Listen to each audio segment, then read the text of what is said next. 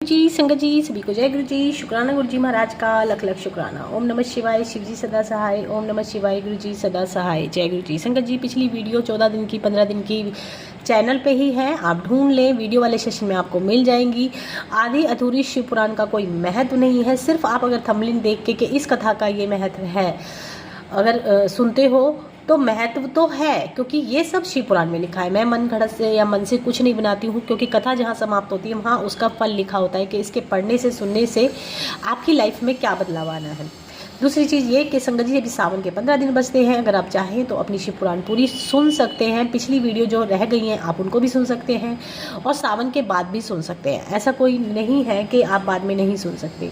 तो आज का हम शुरू करते हैं। ब्रह्मा जी बोले, हे नारद। सब देवता विनती करते हुए शिवजी से बोले, हे सबके स्वामी, सबके दुख करने वाले, देवताओं के लिए तो आपकी केवल कृपा कटाक्ष ही बहुत है। हम आपकी शरण में आए हैं, आप हम पर दया कीजिए और हमको अपना सेवक जानकर कृपा की दृष्टि रखिए। आपका ध्यान विष्णु, ब्रह्मा तथा सनकादिक भी करते हैं, परंतु वे आपको प्राप्त नहीं कर पाते। हमारा यह सौभाग्य है कि हम इस कैलाश पर्वत पर आपके प्रत्यक्ष दर्शन कर रहे हैं। इस समय आपने जो शिशु के समान अपना रूप बनाया है, हम आपको उसे देखकर बड़ी प्रसन्नता प्राप्त होती है। आपकी गति आपके सिवाय और कोई नहीं जानता। देवताओं ने इसी प्रकार अत्यंत नम्रता से उनकी बहुत स्तुति की। फिर विष्णु जी ने विनय करते हुए कहा, हे शिव जी, हमें आनंद पहुँचाने एवं तारक दैत्य का वध करने के लिए आप सकंद को आज्ञा दीजिए, क्योंकि ये इसी निर्मित अवतरित हुए हैं। ये हे नारद, विष्णु के ऐसे वचन सुनकर शिवजी ने हंसकर कहा, हे विष्णु, हमने तो इसी नियत गिरिजा से विवाह किया था, अब तुम जाकर अपना काम करो। इसके पश्चात शिवजी एवं गिरिजा ने सकंद को अच्छी तरह से प्यार किया तथा अत्यंत प्रसन्न हुए। फिर देवताओं ने सकंद के लिए शिव की आज्ञा लेकर कैलाश पर्वत के निकट तवष्टापुर में एक बहुत ही उत्तम मंदिर की स्थापना की। वह मंदिर इतना सुंदर था कि उसका वर्णन नहीं किया जा सकता था। उस मंदिर में प्रत्येक स्थान को अच्छी अच्छी सामग्रियों से सज्जित किया गया था। इस प्रकार के मंदिर को पूरी तरह तैयार हो जाने पर विष्णु जी ने मुझ समेत सब मुनियों को बुलाकर उस मंदिर में सकंद का अभिषेक किया तथा सिंहासन पर बैठाया। विष्णु जी तथा हम सभी ने सकंद को विश्व का एवं अपना स्वामी मानकर राजतलक किया और अनेक भेंटें दी। उनकी अच्छी तरह से सेवा कर अनेक प्रकार के शस्त्र भी भेंट किए। उसी समय शिव एवं गिरिजा भी वहां उपस्थित हुए। वे देवताओं की ऐसी सभा को देखकर अत्यंत प्रसन्न हुए तथा उन्होंने अपनी समस्त सेना सकंद को दे दी। गिरिजा ने सब वस्त्रों पर पहनने का एक ऐसा कवच दिया जो शत्रुओं के सब प्रकार से प्रहारों से रक्षा करे। विष्णु ने सकंद की वैजयंती माला देकर एक पुष्पहार अपने हाथ से बनाकर अपने कंठ में डाला। स्वरुण ने एक बकरा भेंट किया। इस प्रकार चारों ओर आनंद ही आनंद दिखाई देता था। मैं विष्णु तथा सब देवता प्रसन्न होकर सकंद की स्तुति करने लगे। ब्रह्मा जी बोले, हे नारद, ऐसे समय में एक नारद नाम के ब्राह्मण को, जो अजामेध करता था, यज्ञ में बलि देने के लिए एक बकरे की आवश्यकता हुई। तब सकंद का बकरा जो वरुण ने भेंट किया था, वह सकंद की इच्छा जानकर नारद ब्राह्मण की ओर भाग गया। नारद ने उस बकरे को यज्ञ के लिए सब प्रकार योग्य जानकर पकड़ लिया और यज्ञ की अन्य सब सामग्री एकत्र की। संयोगवश नारद किसी दूसरे गाँव में गया। जब बकरा ब्राह्मण के जाने के पश्चात मंच उखाड़कर अपने घर भाग गया। फिर वह सातों द्वीप तथा पृथ्वी को जीतकर पृथ्वी के नीचे चला और शेष लोक के पश्चात उसने पाताल लोक को भी जीत लिया। इसके पश्चात फिर वह ऊपर के लोक को चला। प्रथम वह गले में रस्सी बांधे हुए स्वर्ग लोक को गया, फिर आकाश पर भी उसने विजय प्राप्त की, फिर संपूर्ण ब्रह्मांड पर विजय प्राप्त कर वह विष्णुपुरी में जा पहुंचा। जब नारद ब्राह्मण उस गांव में लौटा तो उसने देखा कि वह बकरा नहीं है, वहाँ बकरा नहीं है, केवल रस्सी ही बंधी हुई है। उस समय आश्चर्यचकित होकर उसने सबसे पूछा कि तब सबने यह उत्तर दिया कि हमने उसे जाते हुए नहीं देखा, न जाने वह बकरा था या क्या था, क्योंकि उसके शरीर में तेज दिखाई पड़ता था, मानो वह अग्नि का रूप हो। नारद ब्राह्मण बकरे के इस प्रकार चले जाने से अत्यंत चिंतित हुए।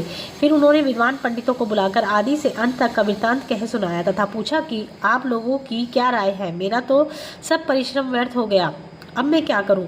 सकंद का यह चरित्र जानकर सब ब्राह्मण कहने लगे, ब्राह्मण तारक दैत्य के वध के लिए सकंद ने अवतार लिया था। और उनको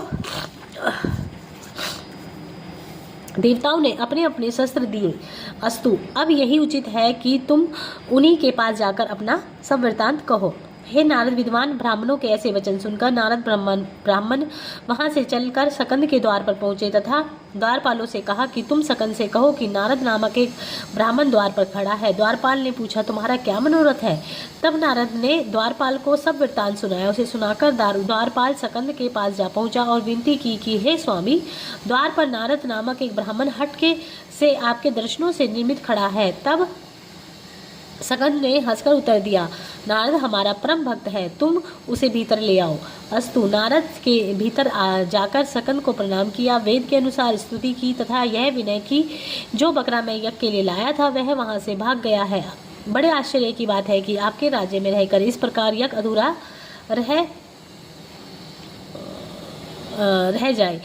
आप मेरे इस दुख का निवारण कीजिए। हे नारद, ब्राह्मण के यह वचन सुनकर सकंद ने अपने गण वीरवाहु को बुलाया तथा कहा कि तुम तुरंत नारद के बकरे को ढूंढ कर दो। जहाँ कहीं भी तुमको वह बकरा मिले उसे पकड़कर तुरंत यहाँ ले आओ। सकंद की आज्ञा पाकर वीरवाहु अपनी सेना सहित बकरे की खोज में उसी समय वहां से चला। उसने उस बकरे के तीनों भुवनों तथा नीचे के लोकों को ढूंढने के पश्चात विष्णु लोक में उत्पाद मचाते हुए देखा। वीरबाहु उसके सींगों को पकड़कर घसीट लाया तथा सकंद को सौंप दिया। सकंद उस बकरे को देखकर हंसे तथा उस पर आरूढ़ हुए। फिर उन्होंने उसे अपने वाहन के बल को दिखलाने के लिए इसको इतना बल दिया कि वह मन के समान गति से अनायास तीनों भुवनों में फिरा तथा एक मुहूर्त भर में तीनों लोकों में घूमकर लौट आया। जब सकंद लौटकर घर पहुंचे तो प्रसन्न होकर उसने उत्तर कर भीतर गए। तब नारद ब्राह्मण ने सकंद से कहा, हे महाराज, अब मेरे यज्ञ का समय आ गया है, सो आप बकरे को दे दीजिए। हे नारद, ब्राह्मण नारद के इस प्रकार के वचन सुनकर सकंद ने कहा, हे ब्राह्मण, यह बकरा बलि के योग्य नहीं है, क्योंकि यह हमारा वाहन है। तुम जो फल यज्ञ प्राप्त करना चाहते थे वो हम तुमको बिना यज्ञ के ही दे देते हैं। नारद ब्राह्मण यह सुन हाथ जोड़कर स्तुति करने लगा तथा सकंद जी का यशगान करता हुआ अपने घर लौट गया। सब देवताओं तथा मुनियों आदि ने सकंद की स्तुति करने के पश्चात निवेदन किया, स्वामी, हमारे ऊपर जो अनेक कष्ट हैं आप उनको दूर कीजिए। सकंद ने हंसकर उत्तर दिया, हे देवताओं, तुमको जितना दुख पहुँचाया है हम उसे अपने गणों सहित जाकर उसका वध करेंगे तथा एक निमेष में ही दैत्यों की सेना नष्ट कर डालेंगे। तुम शिवजी की जो सेवा की है उसका फल हम तुम्हें अवश्य देंगे। अब तक जो कुछ भी हुआ उसे तुम शिवजी की लीला ही समझो। शिवजी अपने भक्तों को सदैव आनंद प्राप्त करते हैं, परंतु दुष्टों के लिए वे भयानक है। इस प्रकार सकंद के मुख से शिवजी की लीला का वर्णन सुनकर देवता लोग अत्यंत प्रसन्न हो जय जयकार करने लगे। ब्रह्मा जी बोले, हे नारद, सकंद के मुख से यह वचन सुनकर शिवजी ने देवताओं सहित कहा, हे सकंद, आप शिवजी के पुत्र अर्थात शिवजी हैं। आप असुरों के वन के लिए द्वागिन के समान है। इसी प्रकार सबने स्तुति की। उन सब में गिरिजा, गंगा, बलि तथा मुनि पत्नियां आदि सकंद की माताएं अपने पुत्र की इतनी शक्ति देखकर परस्पर लड़ने लगी और वे सब उनको अपना अपना पुत्र कहने लगी। हे नारद, तब तुमने उन सबको जाकर समझाया। तुम्ही ने शिवजी की इच्छा अनुसार सकंद के जन्म को ठीक ठीक वर्णन किया तथा कहा कि ये शिवजी एवं गिरिजा के ही पुत्र हैं। इन्होंने देवताओं के मनोरथ पूर्ण करने के लिए अवतार लिया है। यह सुनकर गिरिजा के सिवाय सब अत्यंत दुखी हुई। तब सकंद ने प्रसन्न होकर गंगा से कहा, हे माता, तुम तो संसार की माता हो तथा शिवजी की स्त्री हो, मैं तुम्हारा पुत्र सदैव कहलाऊंगा। उसी प्रकार सकंद ने सबको समझा दिया। पश्चात सकंद ने विष्णु जी तथा ब्रह्मा जी से कहा, हम दैत्यों का क्षण भर में नाश कर देंगे। तुम लोग इसी प्रकार चिंता मत करो। तुम सब लोग तत्पर होकर शिवजी की सेवा करो। जो भी कार्य या उत्सव करो उसमें प्रसन्न होकर शिवजी का जय जयकार करते रहो। यह आज्ञा पाकर समस्त देवता आदि एक साथ शिवजी का जय जयकार करने लगे। हे नारद, इसके पश्चात समस्त देवता आदि सेना सहित सज्जित होकर सकंद के साथ चले। शिवजी गिरिजा एवं गणों के साथ कैलाश को चले गए। उस समय तारक ने यह सुनकर तथा देवताओं के सब उपाय का परिणाम जानकर बड़े क्रोध से देवताओं पर आक्रमण किया तथा उनका सामना करने के लिए चतुरागिनी सेना सजाकर करोड़ों सैनिकों को अपने साथ लेकर चला। उस समय युद्ध के बाजे बजने लगे। हे नारद, उस समय तुमने तारक के पास जाकर यह कहा कि असुराज, अब तुम्हारे लिए बड़ी विपत्तियां पहुंची है, क्योंकि देवता आदि ने शिवजी की सेना एवं भक्ति करके तुम्हें मार डालने का उपाय किया है। तुमने तारक का सब वृत्तांत आदि से अंत तक कह सुनाया कि शिवजी के कल्प वृक्ष के समान समझो, वे सबको समान दृष्टि से देखते हैं तथा भक्ति एवं सेवा के अधीन रहते हैं। इसलिए अब तुमको यही उचित है कि तुम भी कोई उपाय करो, तदुपरांत देवताओं के साथ युद्ध करो। यदि तुम विजय प्राप्त करना चाहते हो तो हमारा कहना मानो, यदि तुम हमारी बात नहीं मानोगे तो तुम्हारा इसी समय अवश्य ही नाश हो जाएगा। हे नारद, मृत्यु के वशीभूत होकर तारकासुर ने तुम्हारी इन बातों पर कोई ध्यान न दिया तथा हंसकर बोला, हे नारद, तुम विष्णु जी के पास जाकर कह दो कि तुम जिस प्रकार भी वीरतापूर्वक युद्ध कर सकते हो करो, उसमें किसी प्रकार का कोई कमी नहीं करना। तुम इस दूध पीते बच्चे को अपना अगुआ बनाकर लड़ाई करना चाहते हो, इससे मालूम होता है कि तुम इस युति द्वारा अपनी मृत्यु चाहते हो। हमने तुम्हारी वीरता कई बार देखी है, तुम दूसरों पर भरोसा करते हो परंतु दूसरे के बल से विजय नहीं मिलती। एक मुचुकुंद के बल से भी तुमने चाहा था कि हम प्रबल हो सको, सो हमने उसकी भी वीरता देख ली और अब सब देवता उसके साथ ही बंदी बना लिया। अब तुम इस छोटे से लड़के को साथ लेकर हमसे युद्ध करना चाहते हो, सो मैं तुमको दिक्पति सहित मारकर तिरुवन पर निकटतम राज्य करूंगा। हे नारद, तारकासुर के ऐसे गर्वपूर्ण वाक्य सुनकर तुमने क्रोधित होकर उत्तर दिया कि हे तारक, अहंकार सदैव दुखदायी होता है। तुमने जिस मुचुकुंद का वर्णन किया है वह शिवजी का परम भक्त है, शिवजी उसके सहायक है। जिसके ऊपर शिवजी कृपा करते हैं वह देवताओं, मुनीश्वरों तथा मनुष्यों से अधिक शक्तिशाली होते हैं। तुम जिसको दूध पीता बालक समझते हो वह तो प्रलयकारी शिव का ही रूप है। तब तारक ने क्रोधित होकर तुमसे फिर कहा, हे नारद, तुम वीरों के बल के विषय में क्या जानते हो? तुम तारक के मुख से यह वचन सुनकर तुरंत ही उसकी सभा से उठकर मेरे यहाँ चले आए तथा शिवजी तथा विष्णु जी और मुझसे यह बातें कही। तुमने यह भी कहा कि बालक तारकासुर पर अवश्य विजय प्राप्त करेगा तथा मेरा यह वचन सत्य है कि शिवजी का यह लड़का तीनों लोकों में निर्भय है। हे नारद, तुम्हारे इस वचन को सुनकर हम सब अत्यंत प्रसन्न हुए तथा युद्ध की इच्छा से शिवजी का ध्यान कर खड़े हुए। सकंद को सेनापति बनाकर इंद्र के साथी पर चढ़ाया। सब लोकपाल एकत्र रंगभेरी, दुदंबी, मृदंग, वीणा, बीन आदि युद्ध के बाजे बजने लगे तथा नित्य गायन होने लगे। सकंद इंद्र को हाथी सौंपकर स्वयं विमान पर चढ़ गए। तब चारों ओर से शिवजी के पुत्र का जय जयकार हुआ। वरुण, इंद्र, अनल, यमराज, कुबेर, ईशान आदि हाथों दिग्पति अपनी सेना सहित युद्ध के लिए तत्पर हो गए। विष्णु जी ने शिवजी का ध्यान कर आनंद प्राप्त किया। उनकी सेना का वर्णन करना कठिन है क्योंकि वे त्रिभुवन के स्वामी हैं। इसके पश्चात पूरी सेना त्रिभुवनपति को सबसे आगे करके चली तथा सकंद पर्वत के नीचे उतरकर अंतर्वेद में स्थित हुई। फिर उसके साथ मध्य भाग का जो हरवीनिया के नाम से प्रसिद्ध है युद्ध स्थल में निश्चित कर तारकासुर को युद्ध का संदेश भेजा गया। ब्रह्मा जी बोले, हे नारद, तारकासुर भी एक अच्छे विमान में छत्र चवर के साथ आरूढ़ होकर अपनी विशाल सेना सहित रणभूमि में आ पहुंचे। इस प्रकार दोनों सेनाएं अंतर्वेद में आ पहुंची। दोनों ओर से गढ़ी बनाई गई। पहली पंक्ति हाथियों की, दूसरी घोड़ों की, तीसरी रथों की तथा चौथी प्यादों की। इस प्रकार की क्रम से सेना सजाई गई। दोनों ओर के वीर साग, शूल, परशुपास, कृपान, भिंडपाल, तोमर, मुगंदर, चक्र, भुषंडी, नारा आदि अस्त्र शस्त्र लेकर युद्ध स्थल में अपनी वीरता दिखलाने के लिए आ पहुंचे। तभी दोनों ओर से वीरों ने बड़े वेग से युद्ध रचना की। फिर देवता तथा दैत्यों को घोर युद्ध आरंभ हुआ। दोनों ओर की चतुर्गिनी सेना नष्ट हुई तथा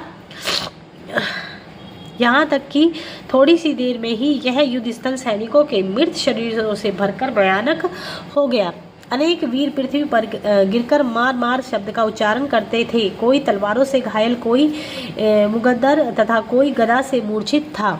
रक्त की नदी बह चली। भूत, प्रेत, पिशाच आदि ने रक्त पीकर तृप्ति प्राप्त की। वैतालों ने आकर हाथियों के सिर उछाले। इसी प्रकार धीरे धीरे देवता एवं दैत्य मरे। परंतु कुछ समय के पश्चात युद्ध भूमि प्रलय के समान दिखाई देने लगी। तारक स्वयं इंद्र से युद्ध करने लगा। अग्नि साहत परस्पर युद्ध करने लगे। यमराज के साथ जिर्भम ने युद्ध किया। निरहत्री के साथ संबल तथा पवन के साथ पवमान, धनपति के साथ वृत्रसेन, उष्णा के साथ घन्नाद, सूर्य के साथ सुनाई तथा चंद्रमा के साथ सुलग दंड युद्ध करने लगे। इन सब ने घोर युद्ध किया। दोनों दल अपनी अपनी विजय की इच्छा करते थे, परंतु कोई भी परास्त न हुआ। उस समय युद्ध स्थल अग्नि से जले हुए वृक्षों के समान भयानक दिखाई देता था। हे नारद, युद्ध भूमि का ऐसा दृश्य देखकर तारकासुर ने बड़े वेग से इंद्र के ऊपर आक्रमण किया तथा उसके हृदय में साग मारी। साग के आघात से इंद्र हाथी से धरती पर गिर पड़े। इसी प्रकार दिक्पति भी दैत्यों के से पराजित होकर भाग चले। कोई भी युद्ध में दैत्यों के सम्मुख खड़ा न रह सका। इस प्रकार देवताओं की पराजय देखकर मुचकुंद ने सोचा कि अब मुझे देवताओं की सहायता करनी चाहिए। मैं शिवजी का उपासक हूँ और वे मेरे सहायक हैं। यह सोचकर मुचकुंद तारक दैत्य के सम्मुख आया। फिर बड़ी देर तक वे युद्ध करते रहे, परंतु दोनों में से कोई किसी को परास्त न कर सका। अंत में कोई उपाय देख मुचकुंद ने तलवार हाथ में लेकर तारक दैत्य के हृदय पर प्रहार किया। यह देखकर तारक ने हंसकर कहा, हे मुचकुंद, तुम मनुष्य हो, मुझे तुम्हारे साथ युद्ध करने में लज्जा आती है। मुझे बड़ा खेद है कि तुमने मेरे ऊपर जिस शस्त्र का प्रहार किया उसका मुझ पर कोई प्रभाव नहीं पड़ा। तब मुचकुंद ने उत्तर दिया कि हे असुरराज, मैं अब शिवजी की कृपा से तुझको जीवित नहीं छोड़ूंगा। ऐसा कौन सा दैत्य है जो मेरे सम्मुख खड़ा होकर मेरे प्रहार को सह सके। यह कहकर मुचकुंद ने तारक के ऊपर एक और असी मारी। अभी वह असी तारक के लगी न थी कि उसने तुरंत साग मारकर मुचकुंद को घायल कर पृथ्वी पर गिरा दिया। यह देख मुचकुंद ने पृथ्वी से उठ अत्यंत क्रोधित हो तारक के वध का विचार कर अपने धनुष को हाथ में लिया और ब्रह्मास्त्र चलाया। ब्रह्मा जी बोले, हे नारद, यह देखकर तुमने मुचकुंद को मना किया और समझाया कि तुम्हारे हाथ में नहीं मरेगा। इसकी मृत्यु मनुष्य के हाथ से नहीं है। इसको तो केवल सकंद ही मारेंगे। जहाँ अपना कोई वश न चले वहाँ शांत रहना ही उत्तम है। यह कहकर तुम सब देवताओं सहित सकंद जी की सेवा में पहुँचे तथा उनकी स्तुति कर पूजा करने लगे। देवताओं का ऐसा करते देख दैत्यों ने अत्यंत क्रोधित होकर घोर नाद के साथ वानों की वर्षा की।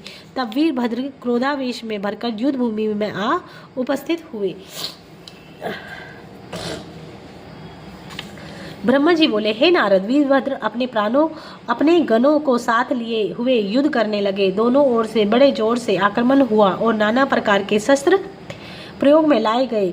वीरभद्र ने क्रोधित होकर त्रिशूल हाथ में लिया और तथा उसको तारक के शरीर में मारकर उसे धरती पर गिरा दिया। तारक उस आक्रमण से अचेत हो गया। उस कुछ समय पश्चात जब उसे अचेत हुआ तब उसने वीरभद्र पर साग से आक्रमण किया। वीरभद्र ने तारक पर पुनः त्रिशूल का वार किया। जब बहुत देर तक दोनों में से कोई परास्त नहीं हुआ तो नारद, तुमने वीरभद्र से जाकर कहा कि वीरभद्र, तुमने हमारी बात मानकर लड़ाई बंद कर दो। तारक की मृत्यु तुम्हारे हाथों से नहीं होगी।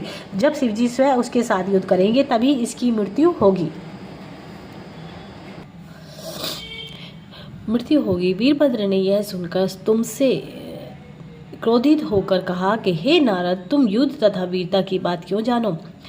तुम केवल तप करना ही जानते हो। मैं तुमको वीरों के विषय में बताता हूँ कि उनके 4 धर्म होते हैं। जो स्वामी के बिना युद्ध करते हैं तथा अपने प्राणों को मोह न करके भली भांति लड़ते हैं, वे प्रथम प्रकार के वीर हैं। जो स्वामी के साथ रणभूमि में संसार की लज्जा से मर जाते हैं, वे दूसरे प्रकार के हैं, उनको शूर कहते हैं। तीसरे जो अपने स्वामी के साथ युद्ध स्थल त्याग कर भाग जाते हैं, उन्हें कूर कहते हैं। चौथे वे जो निकम्मे होकर घर में बैठे रहते हैं तथा उनका को स्वामी युद्ध क्षेत्र में मारा जाता है, वे कायर हैं, उनको कहीं भी सुख नहीं मिलता। मैं सत्य कहता हूँ, यदि शिवजी इस समय मेरे पास आकर मुझको तारक के वध से रोके तब तो असमर्थता है, नहीं तो आज मैं तारक की पृथ्वी से नष्ट कर दूंगा। यह कहकर वीरभद्र ने तारक के ऊपर अपने त्रिशूल का वार किया। दोनों फिर परस्पर युद्ध करने लगे।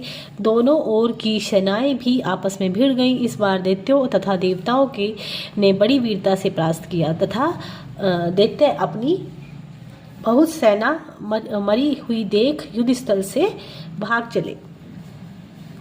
हे नारद, युद्ध भूमि की यह दशा देखकर तारक महाक्रोधित हुआ। वह 1 करोड़ हाथ निकालकर हाथी पर सवार हो देवताओं को पकड़ने को उनकी सेना के भीतर घुस गया तथा उनके असंख्य देवताओं को मार डाला।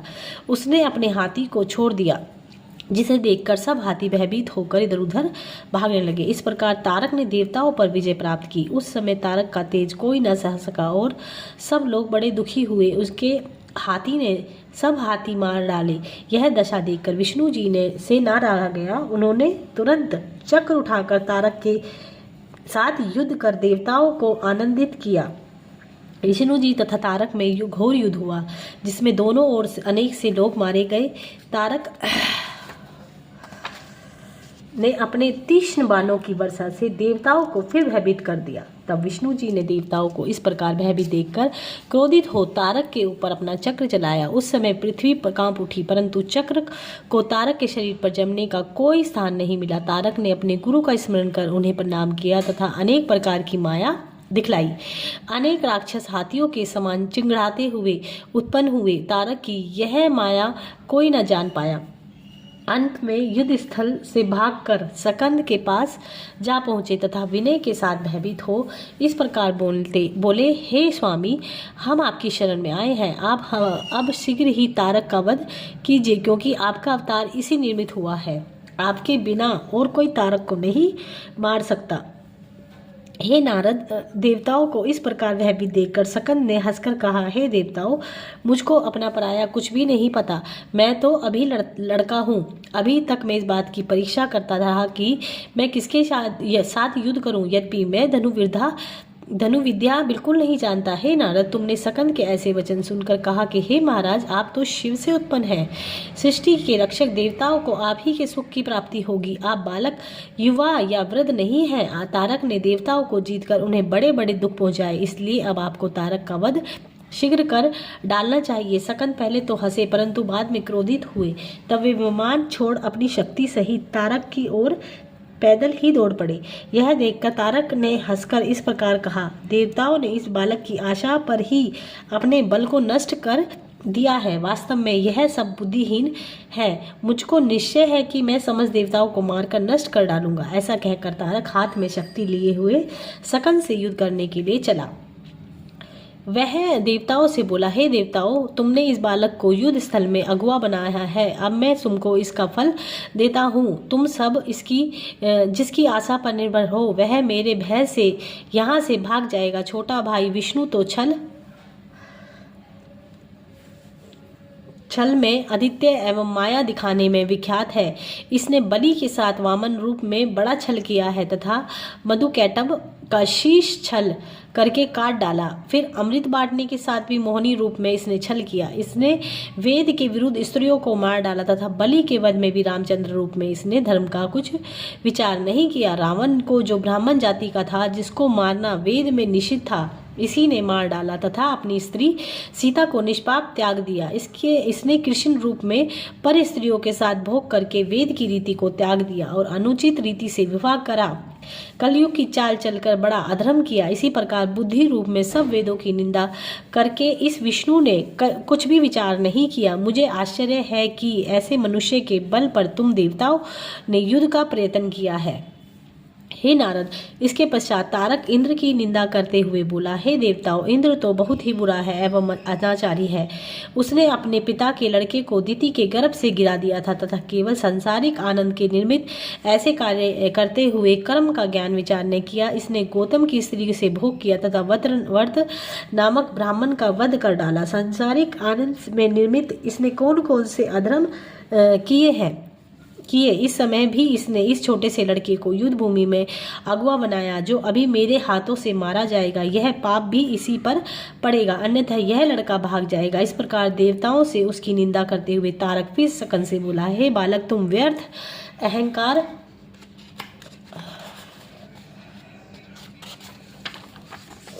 मत करो, यहाँ तुम्हारी कुछ ना चलेगी। जो मनुष्य ब्राह्मण का अपमान करता है, उसके धन, प्राण, धर्म, बल आदि कुछ शेष नहीं रहते। यह कहकर उसने अपनी साग उठाई। हे नारद, इस प्रकार कहते हुए तारक की शक्ति क्षीण हो गई, क्योंकि बड़ों की निंदा तथा उनके कर्म कहने से तुरंत ही शक्ति क्षीण हो जाती है। हे नारद, होता वही है जो सदा शिव की इच्छा होती है। संसार में ऐसा कौन है जिसकी बुद्धि शिवजी की माया के सम्मुख ठीक रह सकती है। निदान तारक ने अपने चुने हुए शेष वीरों को सेनाध्यक्ष बनाकर शेष सेना के पीछे रखा तथा वह स्वयं सकंद तथा इंद्र के सम्मुख आ गया। ब्रह्मा जी ने कहा, हे नारद, जब इंद्र ने तारक की ऐसी शक्ति दिखाते हुए देखा तो क्रोधित होकर अपने वज्र द्वारा उसकी पृथ्वी पर गिरा दिया, परंतु तारक ने तुरंत ही धरती से उठकर इंद्र को साग मारकर पृथ्वी पर गिरा दिया। यह देखकर देवताओं की सेना ने बड़ा हाहाकार मचाया। तारक ने इंद्र को पृथ्वी पर पड़ा हुआ देख उनके पेट को अपने लात से दबाया और उसके हाथ से वज्र छीन लिया। उसने उसी वजह से इंद्र पर आक्रमण किया। इंद्र की यह दशा देखकर सकंद को क्रोध आया तथा उन्होंने अपना त्रिशूल उठाकर तारक पर मारा। तारक उस त्रिशूल की ताड़ना न सहकर धरती से उठकर आकाश में खड़ा हो गया। फिर उसने सकंद पर आक्रमण किया।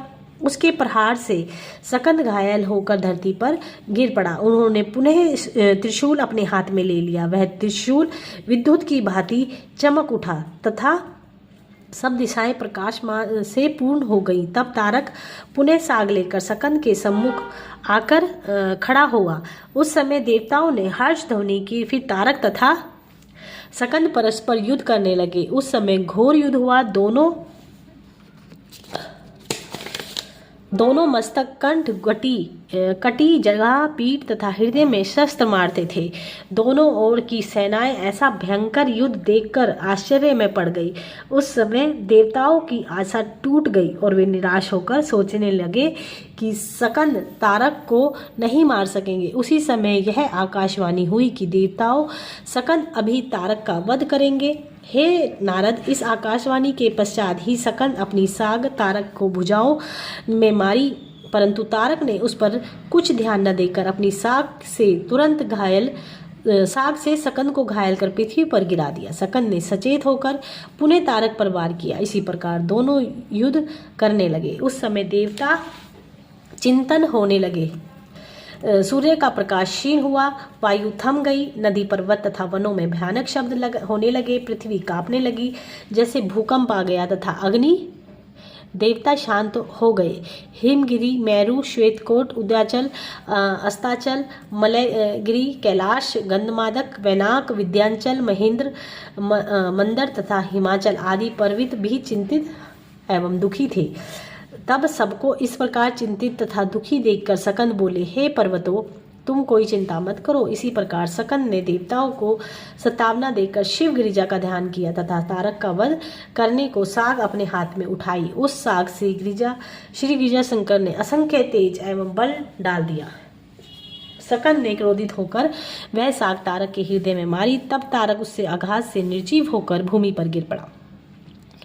तारक के शरीर में शिवजी का जो तेज था वह सकंद के शरीर में प्रवेश कर गया। तारक की समस्त सेना यह देखकर भागकर पाताल को चली गई। इसी प्रकार दैत्यों को पूरी तरह से वध हुआ, जिससे देवताओं को अपार प्रसन्नता हुई।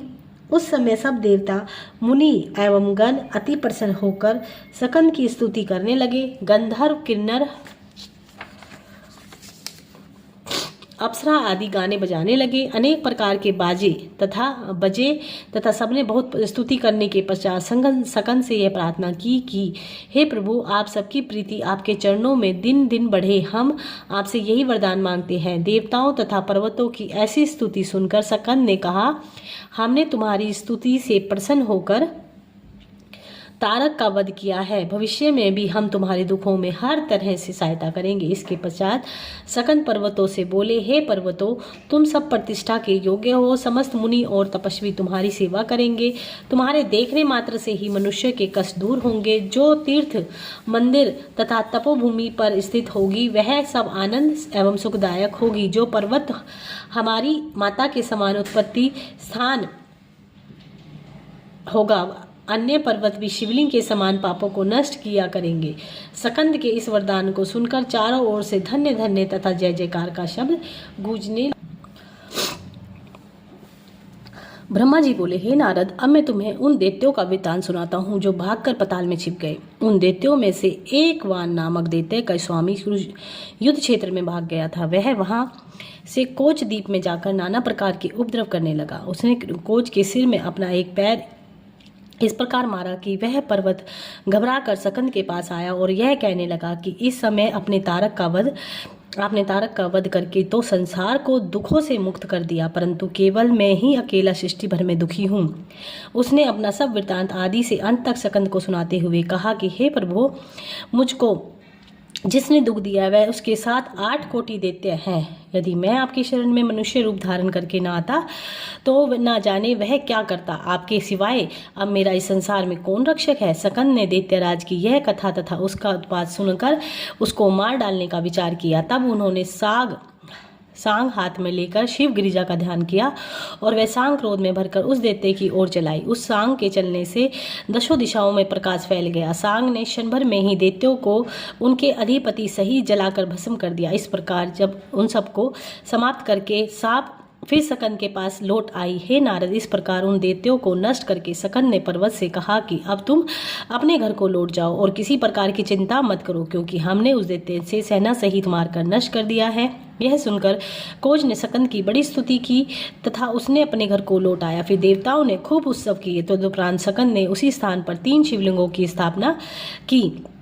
उन तीनों के नाम यह रखे, पहला प्रतीशेश्वर हुआ, जो उसकी पूजा करेगा उसको नाम सब मनोरथ पूर्ण होंगे। इस प्रकार दूसरे का नाम कपालेश्वर तथा तीसरे का कुमारेश्वर रखा। इन शिवलिंगों के लिए यह वरदान भी दिया गया कि इनकी पूजा से दोनों लोकों में सुख प्राप्त होगा। इसके पश्चात उसी स्थान के निकट सकंद ने एक जय स्तंभ स्थापित कर एक शिवलिंग स्तंभेश्वर की भी स्थापना की, जिसकी पूजा करने से सब कार्य सिद्ध होते हैं। इसके अतिरिक्त देवताओं तथा मुनीश्वरों ने एक और शिवलिंग की स्थापना की जिसका नाम रामेश्वर तथा मुनीश्वरों ने एक और शिवलिंग की स्थापना की जिसका नाम रामेश्वर रखा गया। उसकी पूजा से प्रजा की सब मनोकामनाएं सिद्ध होती हैं। ब्रह्मा जी बोले, हे नारद, जिस समय सब देवता तथा दैत्य लड़ाई में व्यस्त थे तथा दैत्य सकंद जी का तेज न सहकर चारों ओर भागे, उनमें से वान दैत्य का वृत्तांत तो हम कह चुके हैं। अब हम प्रबल नामक दैत्य के विषय में और बताते हैं। वह दैत्य शेष जी के घर में जाकर इस 10 कोटि सेना सहित बड़ा उपद्रव मचाने लगा। उसने अनेक मंदिरों को नष्ट भ्रष्ट कर दिया। शेष जी के पुत्र ने प्रबल का सामना किया, परंतु अंत में उसने पराजय स्वीकार कर ली। तदुपरांत शेष जी के पुत्र कुमुद ने सकंद की शरण में आकर स्तुति की तथा प्रलभ के उपद्रवों की कथा विस्तार पूर्वक कह सुनाई। उसने विनय किया कि हे स्वामी, आप उसको मारकर हमारे कष्टों को दूर कीजिए। मेरे कहने पर शेष जी ने उस दैत्य को नष्ट करने के लिए सकंद से विनती की। सकंद ने यह सुनकर अपनी शक्ति को उठा लिया तथा शिवजी एवं गिरिजा का ध्यान कर दैत्य की ओर फेंक दिया।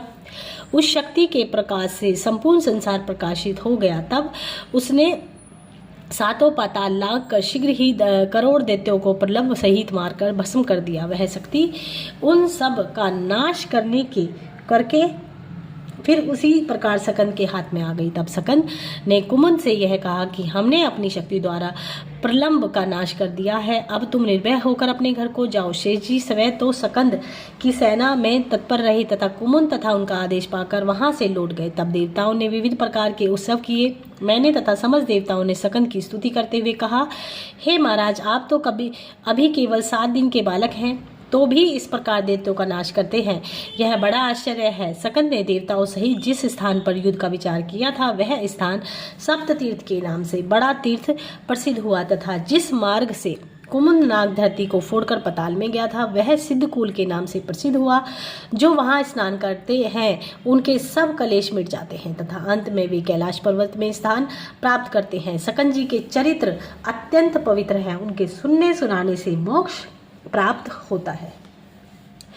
ब्रह्मा जी बोले, हे नारद, सकंद ने इसी प्रकार के अनेक चरित्रों से संसार को सुख प्रदान किया। कुछ समय बाद देवताओं ने सकंद से कहा, हे देव, आप कैलाश पर्वत पर चलकर रहिए, क्योंकि अब सब में आपका मनोरथ प्राप्त कर लिया है। सकंद जी ने इस बात को मान लिया तथा विष्णु जी और मुझको शुभ मुहूर्त देखने की आज्ञा दी। मैंने मुहूर्त देखकर देवताओं सहित सकंद से विनय किया कि अब शुभ मुहूर्त आ गया है। यह सुनकर सकंद प्रसन्न हो अपने माता पिता का ध्यान धर कैलाश पर्वत को चले। उस समय चारों ओर से जय शिव गिरिजा का शब्द सुनाई देने लगा। सकंद एवं उत्तम विमान पर छत्र लेकर सवार हुए। तब दिक्पाल सूर्य चंद्रमा सहित आगे आगे जय जयकार करते हुए चले। सबने शिवजी के पास पहुंचकर उन्हें दूर से नम्रता पूर्वक खड़े होकर प्रणाम किया। संगत ने शिव के निकट जाकर दंडवत की। सब शिवजी ने उन्हें गोद में लेकर उनके हृदय से लगाया। गिरिजा अपने पुत्र के आगमन का समाचार सुनकर अपनी सखियों सहित मंदिर से बाहर निकल आई। उन्होंने तुरंत ही अपने पुत्र को गोद में उठा लिया। शिव पार्वती की यह लीला देखकर सब देवता आदि अपने हाथ जोड़ सिर झुका बड़ी स्तुति करते हुए बोले, हे प्रभु, आपने शिशु के रूप में प्रकट होकर तारक का वध किया है एवं बाण तथा प्रबल भी अपनी समस्या सहित मारे गए हैं। इसी प्रकार उन्होंने गिरिजा एवं सकंद की अलग अलग से स्तुति की। फिर वे प्रणाम कर चुप हो गए। हे नारद, शिव जी ने अपनी दया दृष्टि से सबको देखते हुए कहा, मैंने केवल तुम्हारे लिए सगुन अवतार लेकर विवाह किया। यह सकंद मुझे बहुत प्रिय है, इसने तारक का वध किया है। अब तुम अपने अपने घरों में जाकर प्रसन्नता पूर्वक रहो। हम इसी प्रकार सदैव तुम्हारे आनंद को चाहेंगे, क्योंकि हम सदैव भक्ति में अधीन रहते हैं। तुम हमारा स्मरण करना नहीं भूलना। यह कहकर शिव जी ने सबको विदा किया। फिर सकंद के कुशल पूर्वक लौटे आने के कारण उन्होंने ब्राह्मणों को बहुत दान दिया और बहुत मनाया। यह देखकर भैरव आदि गण बहुत प्रसन्न हुए। देवता आदि सब अपने अपने घरों में पहुंचकर आनंद के गाजे बजाने लगे तथा अपने अपने घर में पूर्वतः संलग्न हो गए। नारद अपने तुम्हें सकंद का वृत्तांत जितना भी हमें मालूम था कह सुनाया। यह चरित्र हम दुखों को दूर करने वाला तथा आनंददायक। इसके सुनने से सब दुख तथा विपत्तियां नष्ट हो जाती हैं। इस चरित्र को सुनने तथा सुनाने वाले भी परलोक में शुभ गति को प्राप्त करते हैं। इसके सुनने से सौभाग्य बढ़ता है तथा शिव का सामीप्य प्राप्त होता है। गिरिजा तो अपने भक्तों की सदा सहायक है। हे नारद, अब तुम और क्या सुनना चाहते हो? जय गुरु जी, शुक्राना गुरु जी। संगत जी, आज के लिए इतना ही, बाकी का कल हम पढ़ेंगे। और जिन्होंने पहले वीडियो नहीं देखी हैं वो जाके चेक करें चैनल पे और अपनी शिव पुराण कंप्लीट करें। जय गुरु जी, शुक्राना गुरु।